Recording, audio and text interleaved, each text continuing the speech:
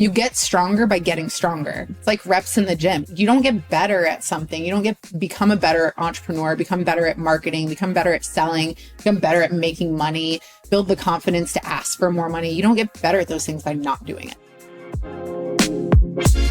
Welcome to Life Changing Money, a podcast all about one of the most taboo topics in the world, money. I'm your host, Barbara Schreihans, and we're going behind the scenes on business owners' journeys to money, success, and wealth. Let's get started. Hello, and welcome to another episode of Life Changing Money. Today, I have my friend Kelsea Koenreich here, but that is not how it's spelled. Not even close. I don't even know if I said it right. You did. You're good. Okay. Ken like the doll, Rye like the bread. But it's 17 letters. Maybe 24 letters, actually. Yeah. I'm still learning how to spell it, and I've been married to my husband for almost 13 years. I love that. Yeah. It's German like my last name. No one says my last name right. I went from German last name to German last name. So my maiden name was Weed. But it was W-I-E-D. So people just like have dyslexia and then are just like Kelsea Wide. Mm-hmm. Or if they knew it was weed, they're like, oh, can I roll you up and smoke you? I'm like, wow. You're very original. Yeah, great. Well, Kelsea and I met in real life this morning, and I took her to yoga sculpt. How'd you like it? I loved it. It was fun. My arms were vibrating. Yeah. Which is always funny when you do something completely new because you like go into it and I'm like, okay. Oh yeah, I'm taking you to yoga. Yeah. I'm like, yoga, not a big deal. I'm like vibrating. You're like, oh, you lift weights, so it's fine. Yeah. You did great. It was a lot of fun. I liked it a lot, actually.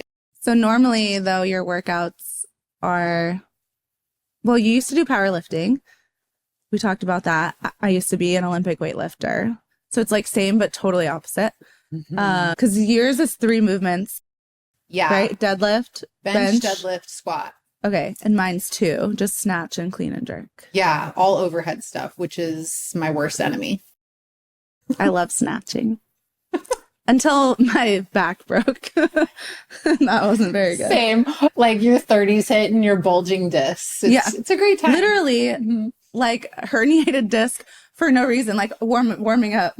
It was for the dumbest fucking thing. Yes. Yeah. Yeah. I had a bulging disc.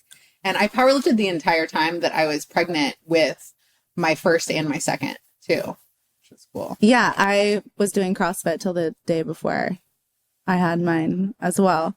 So I was like overhead squatting. I have a video of me overhead squatting 220 pounds. And then everyone's commenting. Everyone commenting like, that's not safe for you, blah, blah, blah. And I was like, neither is being a lazy fuck when you're pregnant. Like try to give birth when you're not strong. Oh my gosh. It was crazy the amount of hate that I got online because it was not a huge thing because this was 2015 when I was pregnant with my first. And so it was still like women lifting weights was still kind of like new-ish in that era. They're like, don't lift the milk gallon jug. You know, I don't know. Yeah, it was so outdated, which now there's so much research that shows how it's best for you and the baby, especially if you were lifting prior. Yeah. Well, so from our conversation, you guys can tell that she's a mama and a wife. And now you help moms and wives and entrepreneurs scale their businesses the right way. Yes. I love that you said the right way because I'm biased, but I think there is definitely a right way where I prioritize longevity and sustainability over short-term instant gratification, which is a bit like against the grain from most people. So what does that mean? That means that we prioritize decision-making in the business and in your life, thinking long-term. So if you think about like traditional marketing, everything is geared towards getting a result in the quickest way possible, which makes sense as a consumer because we want to solve things as quick as possible, like our pain points. But a lot of times what you see is people will have a pattern of ending up in the same place time and time again, whether that's them feeling burnout, them feeling like emotionally detached from their business, or just completely wrecking their personal lives because of their businesses, right? And so it's like, is that really success? You know what I mean? It's like you can have all these external things. It's like everything looks so great from the outside, but if you're crumbling on the inside and you don't internally feel accomplished, is that success? And so sustainability and a longevity focus is all about prioritizing true fulfillment, right? Your happiness. And part of our fulfillment is fulfilling our purpose. And so that is what our work is for. So we can't exclude that, right? It's not like the idea of like, oh, you'll never work a day in your life if you love your work or whatever. Because it's like, realistically, building success, especially financially, is not easy, right? We have to do hard things as entrepreneurs, but there is this delicate balance that we need to have in order to truly enjoy it. Because if you look at a lot of conversations with older people, there is countless like records of people who've talked to people like on their deathbeds and like, what are your biggest regrets? And it's always around that they like work too much or they prioritize the wrong things. And so it's about making decisions now that are thinking about that. Yeah. Right. That are putting the things now in place so that you're planting seeds and you're able to grow and you're able to foster your ambition and what you really want, while also being present and being content in the life that you have now. I love that you mentioned interviewing people on their deathbed, because at our live event last year, we started the event with a death ceremony. What? Which, like, imagine buying a ticket to a financial wellness event, okay? And, like, everyone's there to build wealth. And I'm like, I'm bringing in a shaman, and he's going to walk you through your death ceremony. And you're going to see, like, if you died today, what your regrets would have been. Oh, so good. So good. So that way, now you're on, like, a much clearer path on, like, what's important and what isn't, and, like, get rid of all the shit that doesn't matter anymore. And then even like our retreat that starts tomorrow that you'll be speaking at, and she'll be walking our mastermind members through like how to scale sustainably. But before that, before she speaks, I'm doing a dream life exercise with them of like, what do you want your life to look like exactly? And yes, you're going to have to scale to do that, but then you can come in and help them to scale so that they're not burnt out and they're not, you know, their business is great, but everything else crumbles. Because I think a lot of people have had that story where it's like success or marriage. Yeah. Yeah. And a lot of my clients come to me and like their relationships are really struggling, or they're feeling a lot of guilt because they never see their kids, you know, and it's at the end of the day, it's really hard. I have 3 kids, you know, and they're all, my oldest is 8. So it's like they're young still. And for me, growing up and not having a present mom, it really was like, I found myself at this crossroads when I had my son of being like, oh my gosh, like my heart is outside my body. I want to be with him all the time. And also I fucking love what I do. And I believe that I'm here for a bigger purpose. And so it was just like my own story of trying to figure out what does that look like? And then knowing that I had to go through that so that I could teach other people to do the same. Because most people think like the idea of work-life balance is, I think people are really turned off by the word balance. And it's just like, it feels unachievable because it's that balance seems like a 50-50 thing, right? When in reality, it's not about that. It's about being clear on like what your values are, what your boundaries are, what your standards are. And those are things that when you're so busy doing stuff in your business and your responsibilities, like as a mom too, you lose sight of those things. You're just doing the things that you have to do every day. And you don't even, you're like, why am I even doing this? Yeah. What does it even mean to me? Like, is this attached to even something that I want? Or am I doing this because this is just like, it's almost like the corporate model. Right. Brought into entrepreneurship. It's like we're quote unquote supposed to do this, or we're supposed to do that. Yeah, 100%. It's like, you don't have to do it that way. You know, you and I had the conversation earlier about like, there are so many clients that I've worked with where we've like descaled them and made them more profitable. So you're actually making less money with less team, right? So it's just, it's about figuring out like, what do you really want? And then what does that tactically look like for you? I want to bring it back to where you said, I know you and I have both touched on our childhoods, but you mentioned like having a not present mom. And when you had your son, it's like a good description. Your heart is now outside your body. Did you go through this? Because I went through it of like when I had my first child, I was like even more upset and angry at my parents. Like, how could you have done this? To like, I understood it from my perspective, but then when you have a child, it's like, how could they have done that to like their child, you know? Yeah, I think I held a lot of anger for a really long time. I'm really fortunate that my mom and I have a really good relationship now. She's done a lot of healing on her own.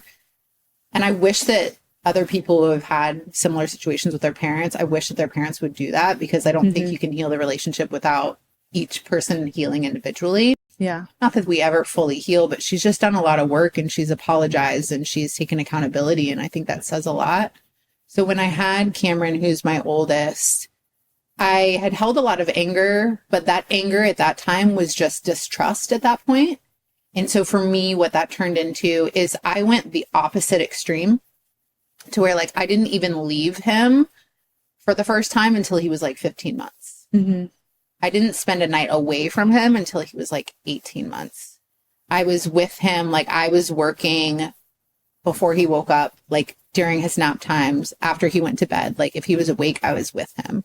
So I was like very attached, right? Because I didn't want to be what my mom was. Right.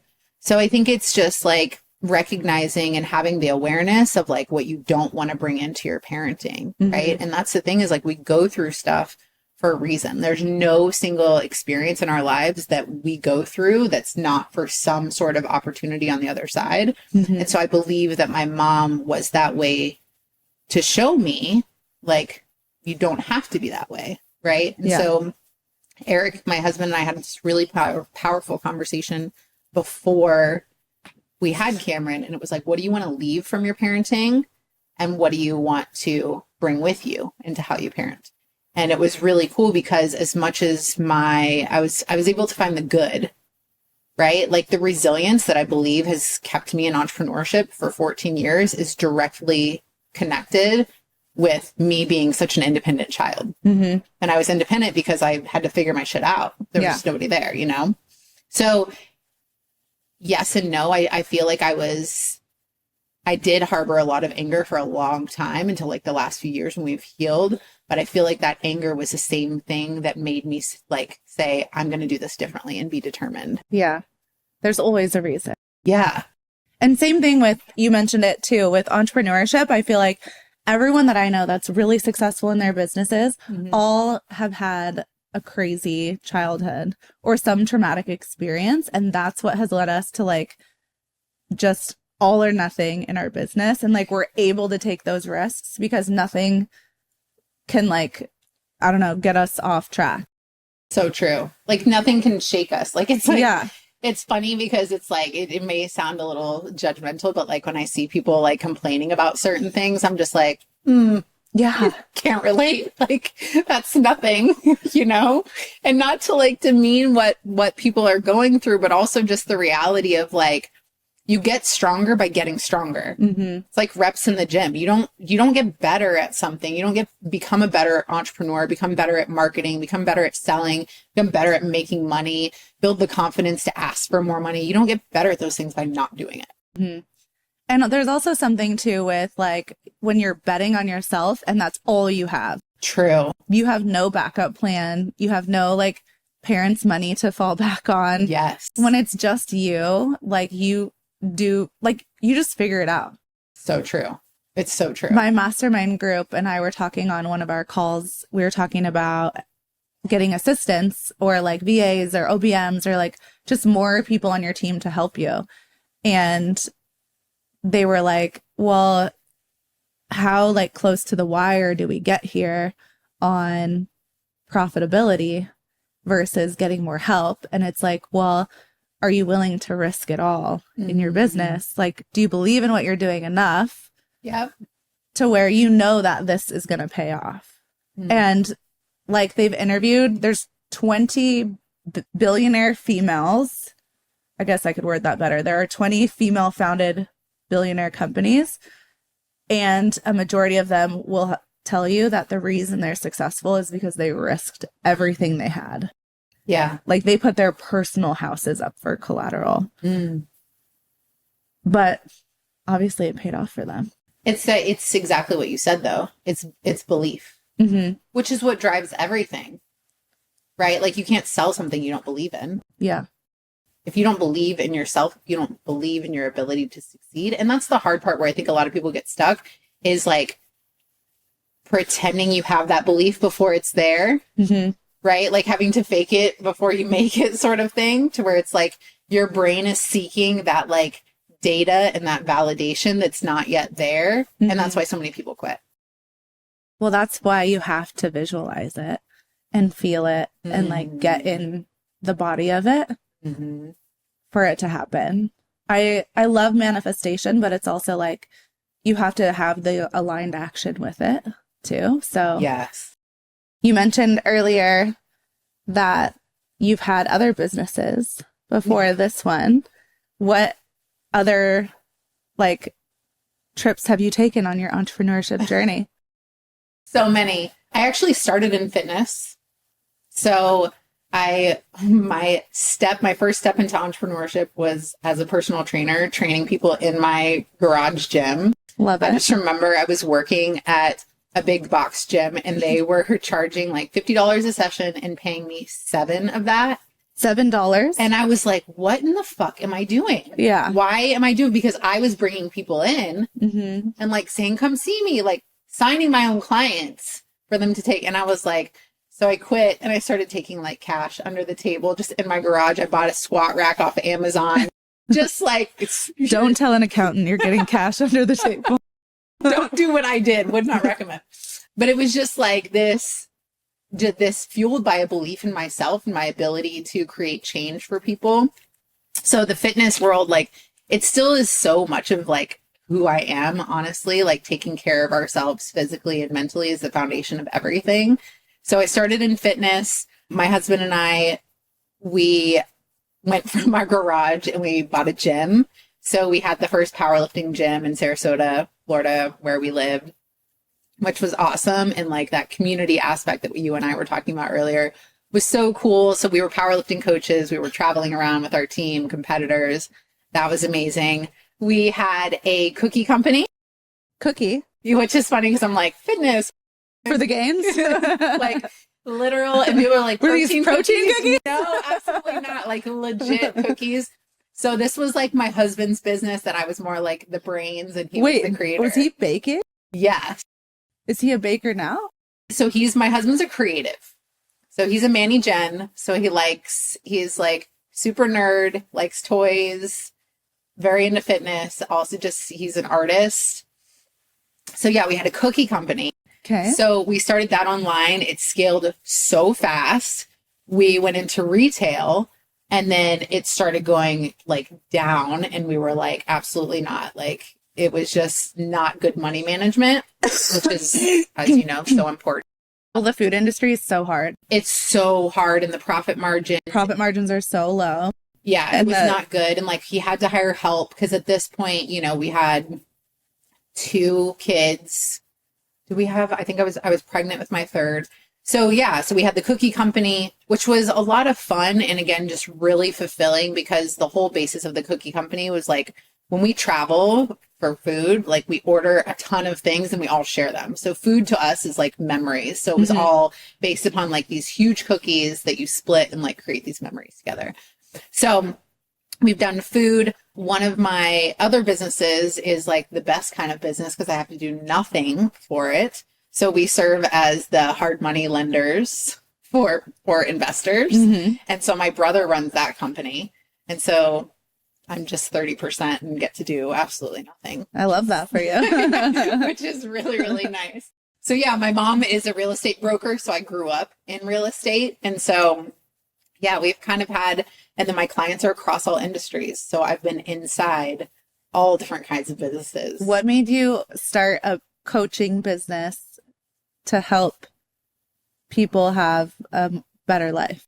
Yeah. So it was really interesting because it's been such a natural evolution. So starting in fitness, it was like I saw the change that came from people and how they were changing mentally by like prioritizing their physical health.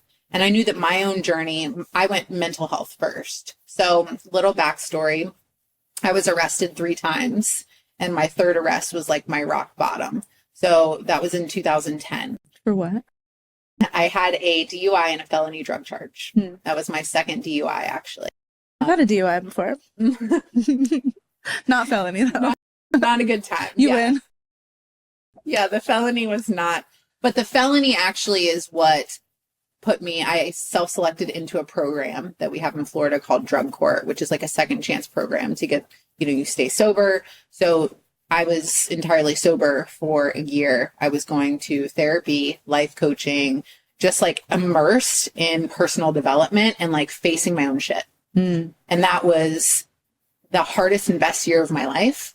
And so Good for you. From that, yeah, thank you. It's like such a cool, like most days I'm just like, I can't believe I'm here, honestly. Yeah. Like every single morning that I wake up, I'm like so grateful to be awake that like, I think that gratitude also is directly connected with my personal success. And so that story and like going through that's where I knew like, okay, if I made it through this to the other side and like I went mental health, physical health, I was like, there's something here. And so when I was coaching in like the online fitness world, right? And this is before everybody was an online coach. Yeah. Because this was 2011. And so it was pretty crazy even to see the change in online. But I'm having conversations with women and we're talking about their bodies and nutrition and stuff. And it's not about that. It was about what they really wanted out of their lives. It was about like, I started asking questions just naturally about like, well, what's happening with your stress levels? How are you sleeping? And that's just like, it made sense to me always to look at like the things that were connected with the result that they wanted. So long story short, it was like, oh, I'm life coaching, I guess. Right. So I'm like, I guess I should like make myself legit. So I got a certification for life coaching and executive coaching. And by that point, what's so funny is that because when I set out into entrepreneurship, I actually was never motivated by money. I didn't even set goals. Like I was just training people and loved my job. Yeah. And like, I built this wildly successful coaching company and people are like, what are you doing? How are you doing that? How are you, when I had my son, how are you with your son and doing this? Like the questions just started naturally coming in. And so this was like 2017-ish. And so then it was like, I started attracting more business owners that wanted to know like how they could prioritize themselves, how they could. So then the business stuff naturally flowed with that. And the more people that I worked with, the more questions I started asking, the more that I started learning about just marketing and sales. And because I'd done it all myself without realizing that I was like building this skill set. Right. So it's really funny because it was like, it just evolved naturally into this, which is crazy because now a lot of my clients are like, millionaires, multimillionaires running these big companies. And it can be almost intimidating sometimes to be like, oh my gosh, I'm doing this, because it's like, especially like I'm tattooed, I have a record, there is a judgment around, I think, who I am or who I was, but yeah, it's really cool to see. I don't think there's a judgment. I think maybe you have a fear of judgment. Oh, for sure. Yeah. For sure. I don't think anyone would judge you for that. It's some people have said things, but I tend to not give that. Well, not anyone that you would be wanting to associate with anyway. Yeah. It was funny because I had one of my clients, I mentioned something to her about it, about how, that was like my fear of inadequacy was like the thing that always held me back, right? The fear of not being enough because I wasn't formally educated. And most of my clients are. And she said something to me that was like pivotal. She was just like, I actually hired you because I knew I could be raw and honest with you and you would never judge me. And it was just like so mind blowing because our perception is right. Like for me, it was like when I first started working with a lot of business owners, there was a lot of like proving energy. Like I felt like I had to like show them I was good enough and that's not attractive. Well, especially there was this whole like movement of coaches being like, I made $124,332 last month. And it's like, first of all, it's bullshit. Show me the receipts. And second of all, you're not telling anyone how much you spent on ads. So like you probably spent 150 on ads and your shit is negative. That part. I'm always like, what would happen if all the people that talk about how much money they make in a day or whatever, if they shared their profit instead of their revenue? Well, even if they did that, it's probably not actually their true profit. That's true. I'm always like, show me your tax return. And girl, I have all the tea that I can never share. Yeah. And let me tell you, most of these business coaches are not making any money. Yeah. And I actually think I detract these like really influencer business coaches because they know that I can see through them. I'm like, I know your numbers. Yeah. Yeah. And that's, again, like going back to perception, it's interesting because it's like, I've never focused again on like how much money I've made, but I've never had a single month in 14 years of entrepreneurship that wasn't profitable, which is crazy. Yeah. Right. So it's how we look at things and how we see things. So as your business was growing and taking off, what did you have to learn about money? Oh my gosh, so much. I was so afraid of money and I grew up with such scarcity. I became like a money hoarder. So when I started making money, I wanted to save all of it. I was like, I'm not spending anything. So like, I wouldn't spend money on myself. I would just, everything needed to go in my savings account, right? Because there was always profit, but I was like, I'm not spending any of this. So really, it might go away. Yes, 100%.